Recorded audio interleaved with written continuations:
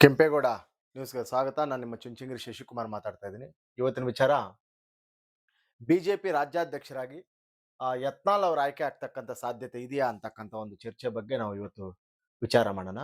ಯಾಕಂತಂದ್ರೆ ಕೇಂದ್ರ ಗೃಹ ಮಂತ್ರಿಗಳಾಗಿರ್ತಕ್ಕಂಥ ಅಮಿತ್ ಶಾ ಅವರು ಕೂಡ ಕರ್ನಾಟಕದ ರಾಜಕಾರಣವನ್ನು ನೋಡಿ ಬೇಸತ್ತಂಗಿದೆ. ಅವರು ನಾಯಕರುಗಳ ಕೆಲಸ ಏನಂತಂದ್ರೆ ಪ್ರಾಯೋಗಿಕವಾಗಿ ಎಲ್ಲಾ ರಾಜ್ಯಗಳಲ್ಲೂ ಕೂಡ ನಾಯಕರ ಬದಲಾವಣೆಗಳ ಒಂದು ಕೆಲಸವನ್ನ ಮಾಡ್ತಾ ಇರ್ತಾರೆ. ಆದ್ರೆ ಕರ್ನಾಟಕದಲ್ಲಿ ಇಲ್ಲಿ ತನಕ ಕೂಡ ಅವರ ಒಂದು ಬದಲಾವಣೆಗೆ ಕೈ ಹಾಕ್ಲಿಕ್ಕೆ ಆಗ್ಲಿಲ್ಲ. ಯಾಕಂತಂದ್ರೆ ಮಾಜಿ ಮುಖ್ಯಮಂತ್ರಿಗಳಾಗಿರ್ತಕ್ಕಂಥ ಯಡಿಯೂರಪ್ಪ ಅವರ ಒಂದು ಚರಿಸ್ಮಾ ಬಿಜೆಪಿ ಪಕ್ಷದ ಮೇಲೆ ಏನು ಇತ್ತು, ಅದನ್ನು ತೊಳೆದಾಕ್ಲಿಕ್ಕೆ ಇಲ್ಲೂ ತನಕ ಯಾವ ನಾಯಕರ ಕೈಯಲ್ಲೂ ಕೂಡ ಸಾಧ್ಯ ಆಗ್ತಾ ಇಲ್ಲ. ಅಂದ್ರೆ ಸೆಕೆಂಡ್ ಲೀಡರ್ಸ್ ಬರ್ತಾ ಇಲ್ಲ ಅಲ್ಲಿ. ಆ ಕಾರಣದಿಂದಾಗಿ ಅವ್ರ ಮಗ ಆಗಿರ್ತಕ್ಕಂಥ ಬಿ.ವೈ. ವಿಜಯೇಂದ್ರ ಅವ್ರನ್ನ ರಾಜ್ಯಾಧ್ಯಕ್ಷರಾಗಿ ಮುಂದುವರಿಸಿದ್ರು ಕೂಡ ಪಕ್ಷಕ್ಕೆ ಏನು ಹೇಳ್ಕೊಳ್ಳುವ ಮಟ್ಟದಲ್ಲಿ ಅಂದ್ರೆ ಅವ್ರಿಗೆ ಇನ್ನೂ ಸಮಯ ಇತ್ತು. ವಿಜೇಂದ್ರರವರಿಗೆ ರಾಜ್ಯಾಧ್ಯಕ್ಷರಾಗ್ತಕ್ಕಂಥದ್ದು ಅಥವಾ ಪಕ್ಷದ ನಾಯಕತ್ವವನ್ನು ವಹಿಸ್ಕೊಳ್ತಕ್ಕಂಥ ಸಮಯ ಇನ್ನೂ ಇತ್ತು. ಆದರೆ ತಂದೆಯ ಅನುಪಸ್ಥಿತಿಯಲ್ಲಿ ಮಗನಿಗೆ ಆ ಕೆಲಸ ಕೊಟ್ಟಿದ್ರಿಂದ ಇಲ್ಲಿ ಬಿಜೆಪಿಗೆ ಏನಂತ ಹೇಳ್ಕೊಳ್ತಕ್ಕಂಥ ಒಂದು ಪಕ್ಷದ ಬದಲಾವಣೆಗಳು ಕೂಡ ಕಾಣ್ಲಿಕ್ಕೆ ಆಗ್ಲಿಲ್ಲ. ಯಾಕಂತಂದ್ರೆ ಅವ್ರು ಈ ಕಿರಿಯರು ಇನ್ನು ಹಿರಿಯರಿದ್ರು ಪಕ್ಷದಲ್ಲಿ, ಹೊಂದಾಣಿಕೆ ಕೂಡ ಇವರಲ್ಲಿ ತುಂಬಾ ದೊಡ್ಡ ಸಮಸ್ಯೆ ಕಾಡ್ತು. ಆದ್ರೆ ಇವಾಗ ಈಗಿರ್ತಕ್ಕಂಥ ಏನು ಈಗ ಮುಖ್ಯಮಂತ್ರಿಗಳಾಗಿರ್ತಕ್ಕಂಥ ಡಿ.ಕೆ. ಶಿವಕುಮಾರ್ ಅವ್ರನ್ನ ಕಟ್ಟಾಕ್ಲಿಕ್ಕೆ ಬಿಜೆಪಿ ಎಂಟೈರ್ ಪಕ್ಷದಲ್ಲಿ ಯಾವೊಬ್ಬ ನಾಯಕನ ಕೈಯಲ್ಲೂ ಕೂಡ ಆಗ್ಲಿಕ್ಕಿಲ್ಲ ಅಂತಕ್ಕಂಥ ಒಂದು ವಿಚಾರವನ್ನ ಹೈಕಮಾಂಡ್ ಮನಗಂಡಂಗಿದೆ. ಹಾಗಾಗಿ ರಾಜ್ಯ ಬಿಜೆಪಿ ರಾಜ್ಯಾಧ್ಯಕ್ಷರಾಗಿರ್ತಕ್ಕಂಥ ವಿಜೇಂದ್ರ ಅವರನ್ನ ಬದಲಾಯಿಸ್ತಕ್ಕಂಥ ಸಮಯ ಕೂಡ ಬಂದಿದೆ ಅಂತಕ್ಕಂಥ ಒಂದು ವಿಚಾರವನ್ನ ಪಕ್ಷ ಪ್ರಸ್ತಾವನೆ ಮಾಡ್ತಾ ಇದೆ. ಜೊತೆಗೆ ಏನಾಗಿದೆ, ಕೇಂದ್ರ ಗೃಹ ಮಂತ್ರಿಗಳಾಗಿರ್ತಕ್ಕಂಥ ಅಮಿತ್ ಶಾ ಅವರು ಕೂಡ ರಾಜ್ಯ ಬಿಜೆಪಿಯಲ್ಲಿ ಏನು ಈ ಯಡಿಯೂರಪ್ಪ ಮಾಜಿ ಮುಖ್ಯಮಂತ್ರಿಗಳಾಗಿರ್ತಕ್ಕಂಥ ಅವರ ಮಗ ವಿಜೇಂದ್ರ ಅವ್ರನ್ನ ಕೆಳಗಿಳಿಸ್ತಕ್ಕಂಥ ಅಥವಾ ಇನ್ಯಾರನೋ ಮಾಡ್ತಕ್ಕಂಥದ್ದು ಪಕ್ಷಕ್ಕೆ ಆಗ್ತಕ್ಕಂಥ ಎಲ್ಲ ಅನುಕೂಲಗಳು ಮತ್ತು ಅನಾನುಕೂಲಗಳು ಎಲ್ಲದರ ಬಗ್ಗೆ ಕೂಡ ಸುದೀರ್ಘವಾಗಿ ಚರ್ಚೆ ಮಾಡಿದಾರಂತೆ. ಜೊತೆಗೆ ಏನಾಗಿದೆ, ಏಕಾಏಕಿ ವಿಜೇಂದ್ರ ಅವ್ರನ್ನ ಇಳಿಸ್ಲಿಕ್ಕೂ ಕೂಡ ಆಗೋದಿಲ್ಲ. ಯಾಕಂತಂದ್ರೆ ಇವರೊಂದು ದೊಡ್ಡ ಆಳದ ಮರ ತರ. ಯಡಿಯೂರಪ್ಪ ಅವರ ಮಗ, ಜೊತೆಗೆ ಒಳ್ಳೆ ಚತುರ, ಸಂಘಟನೆಯಲ್ಲಿ ಅವ್ರಿಗೆ ಒಂದು ಆಸಕ್ತಿ ಇದ್ದು ಪಕ್ಷವನ್ನು ಮುನ್ನಡೆಸ್ತಕ್ಕಂಥ ಎಲ್ಲ ಶಕ್ತಿ ಇದ್ರು ಕೂಡ ಈಗಿರ್ತಕ್ಕಂಥ ಕಾಲಮಾನಕ್ಕೆ ಇವರು ಸೂಕ್ತ ವ್ಯಕ್ತಿ ಅಲ್ಲ ಅಂತಕ್ಕಂಥ ಒಂದು ವಿಚಾರವನ್ನ ಪಕ್ಷ ಹೇಳ್ತಾ ಇದೆ. ಜೊತೆಗೆ ಏನಾಗಿದೆ, ಯಡಿಯೂರಪ್ಪ ಅವ್ರ ಮಗ ಆಗಿರ್ತಕ್ಕಂಥ ವಿಜೇಂದ್ರ ಅವ್ರನ್ನ ರಾಜ್ಯಾಧ್ಯಕ್ಷರನ್ನಾಗಿ ಇಳಿಸಿದ್ರೆ ಮತ್ತೆ ಇನ್ಯಾರನ್ನ ಮಾಡಕ್ಕಾಗ್ತದೆ ಪಕ್ಷದಲ್ಲಿ ಬಿಜೆಪಿಗೆ ಅಂತಕ್ಕಂಥ ಒಂದು ಅಂತಿಮ ನಿರ್ಧಾರಕ್ಕೆ ಭಾರತೀಯ ಜನತಾ ಪಾರ್ಟಿ ಬಂದಿದೆ. ಬಿಜೆಪಿ ರಾಜ್ಯ ನಾಯಕರ ಬದಲಾವಣೆಗಳು ಸಹ ಮಾಡಬೇಕು ಅಂತ ಹೇಳಿದೆ. ವಿಜೇಂದ್ರರವ್ರನ್ನ ಕೆಳಗಿಳಿಸ್ತಕ್ಕಂಥ ಎಲ್ಲಾ ಕೆಲಸಗಳನ್ನು ಕೂಡ ರಾಷ್ಟ್ರೀಯ ಬಿಜೆಪಿ ಪಕ್ಷ ಮಾಡ್ತಾ ಇದೆ. ಸುದೀರ್ಘ ಇದೇನು ಇವತ್ತಿನ ಹೊಸ ವಿಚಾರ ಅಲ್ಲ, 3 ವರ್ಷಗಳಿಂದ ಕೂಡ ವಿಜೇಂದ್ರರವ್ರನ್ನ ಇಳಿಸ್ಬೇಕು ಅಂತಕ್ಕಂಥ ವಿಚಾರ. ಯಾಕಂದ್ರೆ ಹೊಂದಾಣಿಕೆ ಆಗ್ತಿರಲಿಲ್ಲ ರಾಜ್ಯ ನಾಯಕರ ಜೊತೆ. ಇವರು ಜೋಡಿಸ್ಕೊಂಡು ಹೋಗ್ತೀನಿ ಅಂದ್ರು ಕೂಡ ಅವರು ಜೋಡಣೆಗೆ ಬರ್ದೇ ಇರ್ತಕ್ಕಂಥ ಪರಿಸ್ಥಿತಿ ಇವ್ರಿಗೆ ಎದುರಾಗ್ತಾ ಇತ್ತು.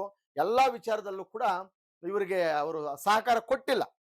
ಇದು ಕೂಡ ಪಕ್ಷಕ್ಕೆ ಗೊತ್ತಿರ್ತಕ್ಕಂಥ ವಿಚಾರ. ಆದ್ರೆ ಒಂದು ಭಯ ಇದ್ದಿದ್ದೇನು, ವಿಜೇಂದ್ರರವನ್ನ ಏಕಾಏಕಿ ಕೆಳಗಿಳಿಸಿದರೆ ಲಿಂಗಾಯತ ಮತಗಳು ಎಲ್ಲಿ ಹೋಗ್ತವೆ, ಲಿಂಗಾಯತ ಮತಗಳು ಒಡೆದು ಕಾಂಗ್ರೆಸ್ಗೆ ಏನಾದ್ರು ಹೋದ್ರೆ ನಮ್ಮ ಕಷ್ಟ ಏನು ಅಂತಕ್ಕಂಥ ಒಂದು ವಿಚಾರವನ್ನು ಕೂಡ ಅವರು ಮನಗಂಡಿದ್ರು.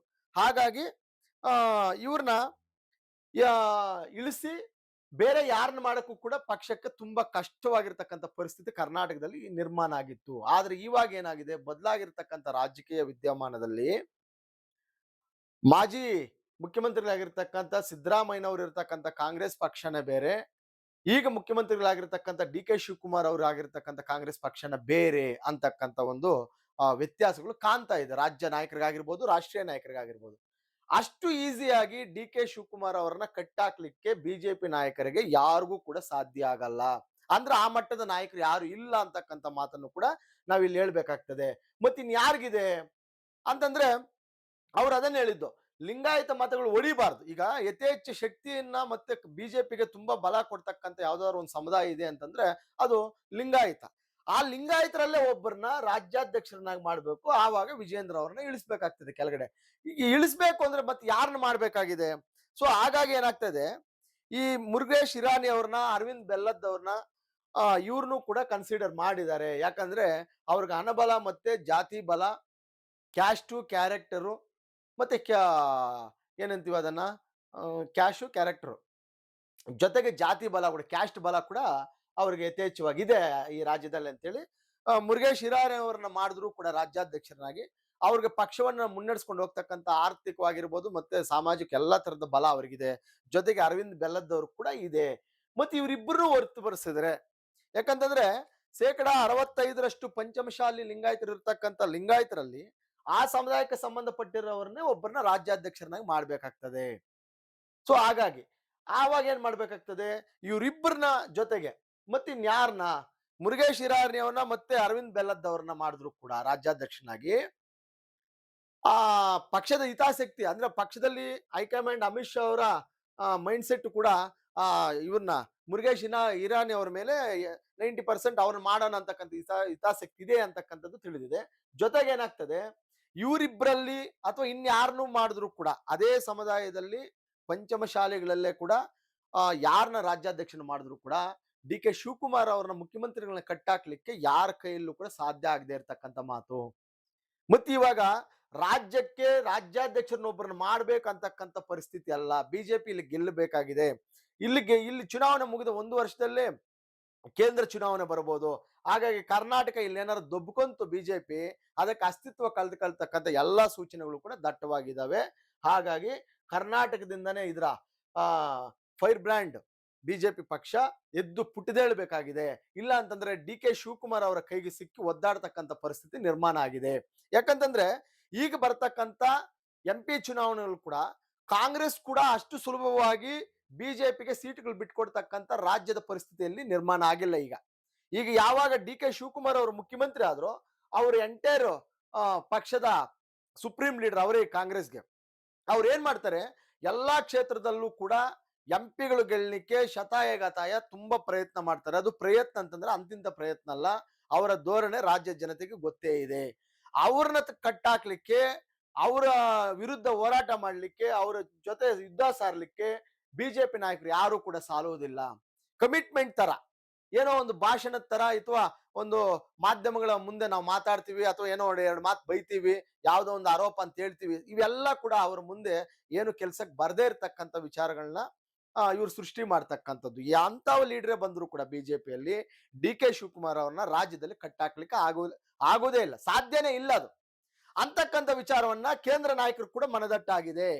ಡಿ ಕೆ ಶಿವಕುಮಾರ್ ಅಂತ ಈಸಿ ನಾಯಕತ್ವ ಇರ್ತಕ್ಕಂಥ ವ್ಯಕ್ತಿತ್ವ ಅಲ್ಲ ಅಂತಕ್ಕಂಥ, ಮತ್ತೆ ಒಳ್ಳೆ ಚರಿಸ್ಮಾ ಇದೆ ಅವ್ರಿಗೆ.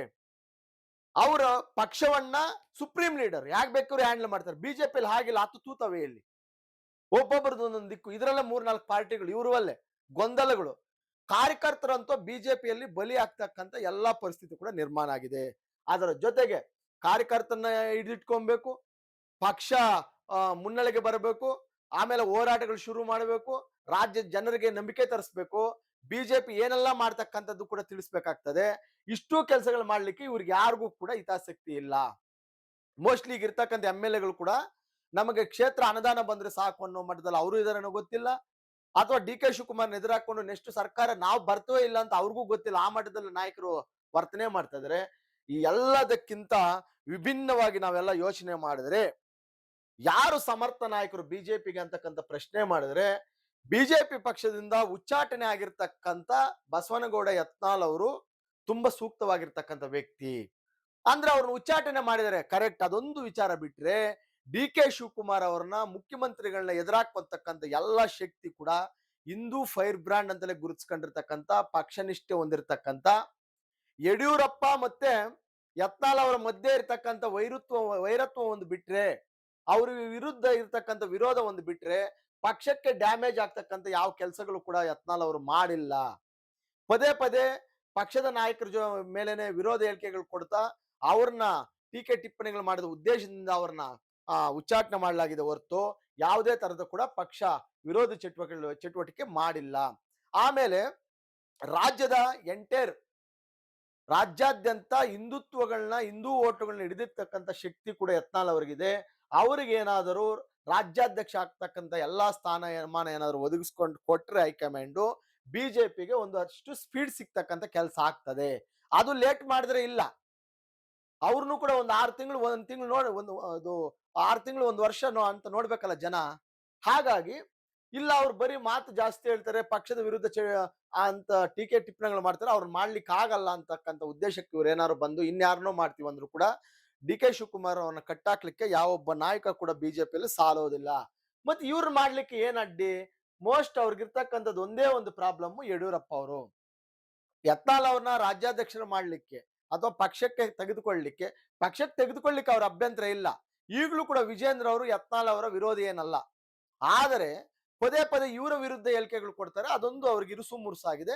ಆ ಕೆಲಸ ಕೂಡ ಯತ್ನಾಳ್ ಅವ್ರು ಮಾಡಬಾರ್ದಾಗಿತ್ತು. ಏನೇ ಇದ್ರು ಪಕ್ಷದ ಆ ಮನೆಯಲ್ಲಿ ಮಾತಾಡ್ಕೊಂಡ್ರೆ ನಡೆಯೋದು. ಅವ್ರು ಓಪನ್ ಟಾಕ್ ಅಲ್ಲಿ ಮಾತಾಡ್ತಾರೆ. ಅವ್ರು ಎಲ್ಲಾನು ನನಗೆ ಒಂದೇ ಅನ್ನೋ ಮಟ್ಟದಲ್ಲಿ ಮಾತಾಡ್ತಾರೆ. ಅದೊಂದು ಕಂಟ್ರೋಲ್ ಮಾಡಿ ಯಡಿಯೂರಪ್ಪ ಅವರು ಮತ್ತೆ ವಿಜೇಂದ್ರ ಮತ್ತೆ ಯತ್ನಾಳ್ ಅವರ ಇವ್ರ ಮಧ್ಯೆ ಇರ್ತಕ್ಕಂಥ ವಿರೋಧವನ್ನ ಮತ್ತೆ ಅಸಹನೆಯನ್ನ ತೊಲಗಿಸಿ ಅವ್ರಿಗೇನಾದ್ರು ಒಂದು ವ್ಯವಸ್ಥೆ ಮಾಡಿ ಮತ್ತೆ ವಿಜೇಂದ್ರ ಅವ್ರನ್ನು ಕೂಡ ಮನವೊಲಿಸಬೇಕಾಗಿದೆ. ವಿಜೇಂದ್ರ ಅವರು ಕೂಡ ಪಕ್ಷದ ಸ್ಥಿತಿಗತಿಗಳ ಬಗ್ಗೆ, ಮುಂಬರ್ತಕ್ಕಂಥ ಚುನಾವಣೆಗಳ ಬಗ್ಗೆ ಮನವರಿಕೆ ಮಾಡಬೇಕಾಗಿದೆ. ನಿಮ್ಗೆ ಇನ್ನೂ ಕೂಡ ವಯಸ್ಸಿದೆ, ಏನು ವಯಸ್ಸು ಮೀರಿರ್ತಕ್ಕಂಥ ವ್ಯಕ್ತಿ ಅಲ್ಲ. ಇವಾಗ ಪಕ್ಷನ ಅಧಿಕಾರಕ್ಕೆ ತರಬೇಕಂದ್ರೆ ಏನ್ ಮಾಡ್ಬೇಕಾಗಿದೆ ಅಂತಕ್ಕಂಥ ಸಲಹೆಗಳನ್ನ ಅವ್ರ ಮುಖಾಂತರ ಪಡಿಬೇಕಾಗಿದೆ. ಇವರು ಕೂಡ ಒನ್ ಸೈಡ್ ಡಿಸಿಷನ್ ತಗಂತಕ್ಕಂತ ಈಗಿರ್ತಕ್ಕಂಥ ರಾಜ್ಯಾಧ್ಯಕ್ಷರು ಅವ್ರಿಗೆ ಅನ್ಸಿದ್ದು ಮತ್ತೆ ಯಾರೋ ಹೇಳಿದ್ದು ಆ ಮಟ್ಟದಲ್ಲೇ ಇರ್ತಾರೆ. ಎಲ್ಲರನ್ನು ಜೋಡಿಸ್ಕೊಂಡು ಹೋಗ್ತಕ್ಕಂಥ ಕೆಲಸ ಮಾಡೋದಿಲ್ಲ. ಮನುಷ್ಯ ಒಳ್ಳೆಯವರಾದ್ರೂ ಕೂಡ ಸಂಘಟನೆಗೆ ಅಂತ ಹೇಳಿ ಮಾಡಿಸಿರ್ತಕ್ಕಂಥ ವ್ಯಕ್ತಿ ಅಲ್ಲ ಬಿಜೆಪಿಗೆ ಅಂತಕ್ಕಂಥದ್ದು ಕೂಡ ಹೈಕಮಾಂಡ್ ಗೊತ್ತಿದೆ. ಯತ್ನಾಳ್ಗೆ ಮಾತ್ರ ಡಿ ಕೆ ಶಿವಕುಮಾರ್ ಅವ್ರನ್ನ ಕಟ್ಟಾಕ್ಲಿಕ್ಕೆ ಒಂದು ಪ್ರಬಲವಾಗಿರ್ತಕ್ಕಂಥ ಶಕ್ತಿ ಅವ್ರು ಯತ್ನಾಳ್ ಅವ್ರು. ಯಾಕಂತಂದ್ರೆ ಸದನದಲ್ಲಿ ರಾಜ್ಯದ ಜನತೆ ಕೂಡ ನೋಡಿದ್ದಾರೆ. ಒಂದು ಬಿಫೋರ್ ಕಾಂಗ್ರೆಸ್ ಸಿದ್ದರಾಮಯ್ಯನವರು ಮುಖ್ಯಮಂತ್ರಿಗಳಾಗಿದ್ದಾಗ ಇವ್ರನ್ನ ಯಾರನ್ನ ಯತ್ನಾಳ್ ಅವ್ರನ್ನ ಈಗಿರ್ತಕ್ಕಂಥ ಮುಖ್ಯಮಂತ್ರಿಗಳು ಡಿ ಕೆ ಶಿವಕುಮಾರ್ ಅವರು ಒಂದು ಮಾತು ಹೇಳ್ತಾರೆ. ಯತ್ನಾಳ್ ಅವರೇ, ನೀವೇನಾದ್ರು ಕಾಂಗ್ರೆಸ್ ಪಕ್ಷದಲ್ಲಿದ್ರೆ ವಿತಿನ್ 5 ನಿಮಿಷದಲ್ಲಿ 5